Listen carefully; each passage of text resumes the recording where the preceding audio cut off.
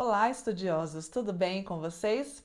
Vamos bater um papo sincero sobre voltar a estudar? Eu pensei, esse final de semana eu tive alguns encontros que me trouxeram várias reflexões. O primeiro encontro, a primeira conversa foi com um tio e esse tio, ele voltou a estudar na maturidade dele, né? Hoje ele já finalizou o ensino médio dele, mas quando ele retomou esse ensino médio na modalidade supletiva, ele já tinha mais de 40, né? Então ele voltou pós 40. Segundo ponto, à noite eu dou aula, eu ministro aulas no curso técnico em secretariado e eu tenho vários alunos que têm mais de 40 anos. Eu já sou uma 40 a mais. Outro dia uma amiga perguntou, Michele, como é que chegamos a isso? O tempo passa, né? Hoje eu tenho 41 anos, então passou para mim também. E eu tenho sempre pessoas chegando, né, em conversas, falando: ai, Michele, será que eu ainda dou conta? Será que ainda dá tempo? Será que eu vou conseguir? Eu creio, como professora, né, aqui na docência há quase 15 anos, que sim, dá tempo, você vai conseguir justamente pela sua maturidade e sempre é tempo de recomeçar. Uma vez me disseram que o tempo ele não é linear e isso me marcou muito, né? Me falaram, Michele, o tempo é cíclico. Eu tinha passado por um dilema na minha vida e a pessoa que me falou isso, ela me falou com o intuito de dizer o seguinte: levanta e recomeça, né? Porque o tempo não tem uma linearidade que ele vá parar. Não estou dizendo naqueles casos que a gente estuda história, não é isso. Mas o nosso tempo de vida, né, ele é finito, né? Nós não vamos ficar aqui para sempre, mas a gente pode algumas vezes na vida recomeçar. Eu recomecei várias vezes e eu tenho certeza que você que está me ouvindo também recomeçou. Eu não quero direcionar esse vídeo para mulheres, para que seja específico de mulheres, mas eu quero falar também, né, para esse grupo, porque é um grupo que eu vejo muito fortemente na sala de aula e é um grupo que está ali, trabalha o dia todo, cuida dos filhos e à noite vai para a sala de aula porque tem um sonho, né? O sonho da formatura, o sonho de ser a primeira formação. Eu dou aula no curso técnico e quantas vezes eu não escuto isso? Nossa, essa é a minha primeira formação. E eu me alegro, eu me emociono, eu aplaudo, né? Eu faço questão de ir em todas as formaturas dos meus alunos que eu, né, tenho ali possibilidade de ir. Eu falo em todas porque eles se formam e a formatura às vezes acontece no semestre posterior e eu já estou em outra turma, mas eu sempre faço questão, né, de tentar ali organizar a agenda para poder participar. Então é com esse grupo 40 a mais, cheio de vida e que algumas vezes a gente escuta assim, 40 é o novo 20. Eu particularmente discordo disso. 40 é o 40. São os 40. Eu não quero, eu, Michele, não quero voltar a ser a menina boba de 20. Mas eu também não quero acalentar essa menina boba, né, deixá-la de lado, porque é ela, né, foi ela lá atrás que formou quem eu sou hoje. Mas os 40 não são os novos 20, mas é uma nova fase cheia de descoberta, cheia de emoção, maravilhosa. Então eu separei aqui algumas dicas do porquê voltar a estudar 40 mais, com 40 mais. Primeira reflexão, porque você voltando aos 40 mais, você tem maturidade e foco.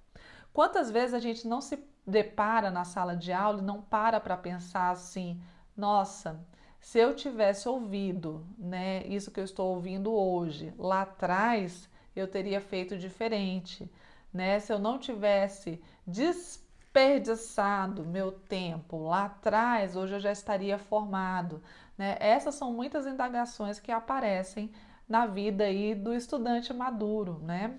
E eu digo para vocês, voltando a estudar ou se reencontrando. E o voltar a estudar, gente, não é só porque você deixou de fazer na época certa, né? Ali na época, na sua idade mais jovem. Não é por isso. Porque às vezes você até terminou ali, você, né, conseguiu fazer o seu ensino médio, né? Às vezes fez até uma graduação, mas é o voltar mesmo, ao se desafiar, né? Hoje quando eu estou em sala de aula com esse grupo, eu vejo que eles estão se desafiando, terminaram o ensino médio e se desafiaram a voltar para a sala. Muitas vezes depois de 20 anos, né, sem estudar. Depois, eu tenho até uma aluna que ela me disse uma vez que ela tinha 30 anos sem estudar. Quando o primeiro neto dela nasceu, é que ela se animou para voltar para a sala de aula. Mas eu garanto, todos esses meus alunos conseguiram muito êxito. Por quê? Porque você está na sua melhor fase de maturidade e foco. Nada te tira do foco, né? Não é aquela pessoa que vai dizer, ah, não, fica em casa hoje. Você, não, eu tenho um propósito, eu tenho um foco. E você vai, né? Então, isso é muito importante. Segundo item que eu separei aqui para nossa reflexão, você consegue fazer uma gestão emocional melhor aos 40 anos. Então, aos 40 anos, você se olha e fala: não, é isso que eu quero, porque tem isso, tem aquilo. Você consegue fazer essas análises um pouco melhor. Não que um jovem não vá conseguir, mas é porque o jovem ele está naquela fase da descoberta. Eu me lembro aos 20 anos que eu queria tudo e muitas vezes eu não tinha nada. Porque eu queria tudo, eu queria abraçar o mundo com as minhas pernas que não são largas, que não são grandes, e muitas vezes eu não conseguia pegar o básico aqui com as minhas mãos, com as minhas mãos. Então, com 40 mais, você tem essa gestão emocional, você consegue saber exatamente o que quer e melhor ainda, você consegue saber o que não quer. Eu acho que mais importante, eu particularmente acho que mais importante do que saber o que quer é saber o que você não quer. Hoje eu tenho isso muito claro na minha vida e eu tento, né, em sala de aula repassar isso para os alunos que você se descobrir é uma ferramenta assim excelente. Terceiro item que eu separei aqui, network qualificado, ou seja, não é qualquer pessoa que senta à sua mesa, né? Não é com qualquer pessoa que você se relaciona. Network é essa capacidade que a gente tem de se relacionar e de aproveitar essas interações sociais para se aprimorar também. Né? E aos 40 a mais não é qualquer interação social que vai tirar você da sua casa ou que vai tirar você, né, do seu foco. Tem que valer muito a pena, né? Então você tem um ciclo, né, de amizade, um círculo de amizade, muitas vezes mais reduzido, mas que são aqueles que valem a pena, né? Aqueles que vão te dar um empurrão e mais do que isso, que também vão puxar sua orelha quando você estiver agindo mal, né? E a gente precisa dessas pessoas, a gente precisa de pessoas para que nos regular, para nos regular, né? É necessário isso. O aprendizado, muitas vezes, ele vem das nossas relações com outras pessoas. Quarto item para nossa reflexão: valorização pessoal. Você quer essa valorização pessoal, não é por conta do seu filho, não é por conta de um possível relacionamento, mas você quer essa valorização pessoal para você. Então, o voltar a estudar é algo que só você pode fazer por você. Então, isso acaba te estimulando, né? A caminhada, eu digo que ela não é fácil, né? Ela é uma caminhada árdua, muitos desafios para serem superados, até porque nós viemos de uma geração que a tecnologia ela não era tão abundante. Então, hoje em dia, quando a gente aprende uma tecnologia, pelo menos eu me sinto assim, quando eu aprendo uma tecnologia, já surgiram mais três. Eu falo, meu Deus do céu, esse HD aqui talvez não caiba tudo, né? Mas aí a gente vai, né, dar uma corridinha e tenta alcançar outra tecnologia, né? Eu não tenho problema nenhum em pedir ajudas quando eu não sei algo. E eu imagino que uma pessoa que está retomando ali os seus estudos, ela também não tem problema algum com isso, né? Então, essas foram nossas 4 reflexões do porquê voltar a estudar pós 40 anos. Mas quais os desafios, né? Quais são os desafios que a gente tem pela frente? Primeiro grande desafio, eu acho que é conciliar todas as atribuições, né? As outras responsabilidades com aquela motivação extra para poder fazer, né, o seu estudo, para criar ali o seu hábito, né? Muitas vezes você é muito demandado dentro de casa, às vezes você é a pessoa que mais é demandada, então, né, às vezes você tem filhos, né? E eu não estou falando aqui para abrir mão de nada, mas eu estou falando que esse é um desafio que às vezes a gente tem que incorrer para conseguir voltar a estudar.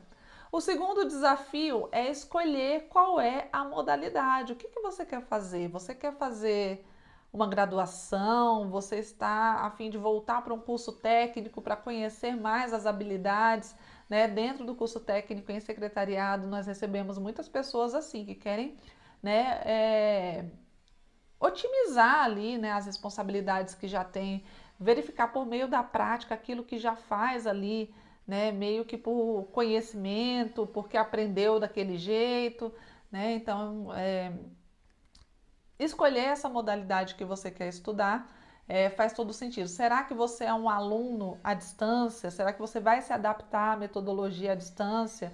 Ou você é um aluno presencial? Você precisa ir lá, ter interação com os professores, né? Então, tudo isso faz parte do seu desenvolvimento, de como que você se entende aí como estudante. E o último, né, o último desafio é ter um cronograma realista, né? Você se colocar na sua realidade. Não, eu trabalho 8 horas, então eu tenho tantas horas X para estudar e para me dedicar a isso. Então, coloque aquele seu cronograma, porque o seu cérebro vai entender que quando você for atingindo as metas, vai ser muito mais glorioso. Você vai conseguir comemorar essas vitórias. Eu brinco em sala de aula, né? Eu estou numa turma agora e eu brinco sempre que eu não passo o dever de casa. Primeiro, porque eu sei da realidade dos meus alunos. Eu conheço a realidade deles, eu sei de onde eles vieram, porque eu também vim de um lugar assim, né? Eu também cresci muitas vezes ali embalada pela falta, né? Então eu sei de onde eles vieram. Então eu não passo o dever de casa. Por quê? Porque no outro dia o meu aluno ele acorda 4, 4:30 da manhã para poder sair para trabalhar. Né? Se eu passo um dever de casa na segunda para ele me entregar para terça, ele ainda vai ter que ajustar ali o cronograma dele para fazer isso. E eu acho, né? Desculpem aí meus colegas professores, eu acho isso ah, crucificar um aluno. Sabe? Não é necessário, eu acho que não é necessário, não é desse jeito que a gente torna o aprendizado palpável. Então, eu não passo o dever de casa, mas nós temos cronogramas para seguir e eu percebo que as turmas que eu ministro aula, elas conseguem seguir esses cronogramas de uma maneira muito mais palpável, muito mais realista, né? Muito mais condizente ali com a realidade que eles vivem. Certo, pessoal? Certo, galera 40 mais. Então vamos, venham comigo, precisamos urgentemente formar uma comunidade de estudiosos. Tchau, tchau, um beijo, até o próximo vídeo.